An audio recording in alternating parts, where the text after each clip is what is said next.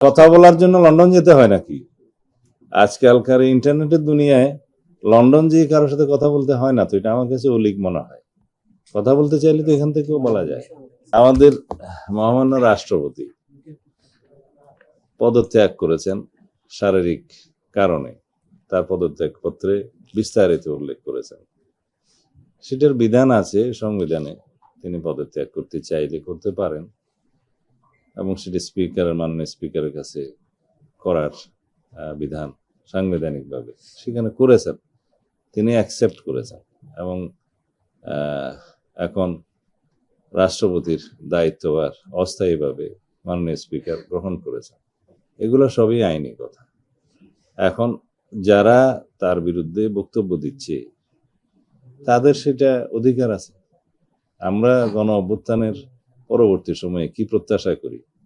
রাজনৈতিকভাবে মানুষের কথা বলার স্বাধীনতা থাকবে, প্রতিবাদ করার স্বাধীনতা থাকবে, সেটা আছে। বিভিন্ন রাজনৈতিক দল, বিরোধী দলের পক্ষ থেকে এনসিপি এবং অন্যান্যরা তার বিরুদ্ধে কিছু অভিযোগ উত্থাপন করছে, সেটা করতে পারে, কিন্তু আমরা আমলে নেওয়ার মতো কোনো বক্তব্য ওখানে নাই।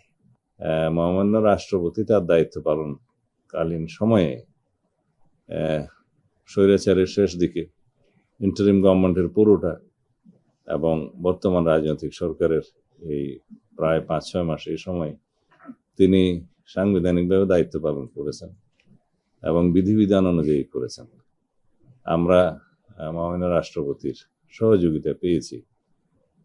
এখন সেই সময়টায় সংবিধান অনুসারে তিনি প্রিভিলেজড এবং ইমিউনিটি আছে তার, ফৌজদারি অপরাধ ইত্যাদির বিষয়ে কোনো আদালতে মামলা করা যায় না। এর বহির্ভূত কোনো সময়ে যদি কোনো বক্তব্য কেউ দিয়ে থাকে সেটা তাদের স্বাধীনতা আছে, দিতে পারবে। তবে আমরা আমলে নেওয়ার মতো কোনো বিষয় এখানে দেখিনি। কোনো পত্রিকা এরকম একটা নিউজ দিল, তার কাছে কি তথ্য প্রমাণ আছে তাকে জিজ্ঞেস করতে হয়, আমাদের কাছে সেরকম কোনো তথ্য নেই। সেই সময় দায়িত্ব পালনকালীন সময়ে তার বিরুদ্ধে কি কোনো অভিযোগ কেউ দিয়েছিল? দিয়ে থাকলে সেটা তখনকার সময়ে যদি কোনো কিছু রেকর্ড করে থাকে সেটা তখনকার বিষয়, সেটা বিধিবিধান অনুসারে চলবে, আইন অনুসারে চলবে। সাবেক রাষ্ট্রপতি হিসাবে তিনি আইন অনুযায়ী যা সুযোগ পাবেন সেটা অবশ্যই পাবেন এবং তার প্রোটেকশনের জন্য SSF PGR সহ এটা 6 মাসের একটা বিধান আছে, সেটা 6 মাসের তিনি তাদের সুযোগ পাবেন, মানে প্রোটেকশনের সুযোগ পাবেন। এছাড়া পুলিশ এবং আমাদের অন্যান্য সংস্থার পক্ষ থেকে তার নিরাপত্তার ব্যবস্থা গ্রহণ করা হবে। আইনানুগভাবে তিনি যা সুযোগ সুবিধা পাবেন সবই পাবেন।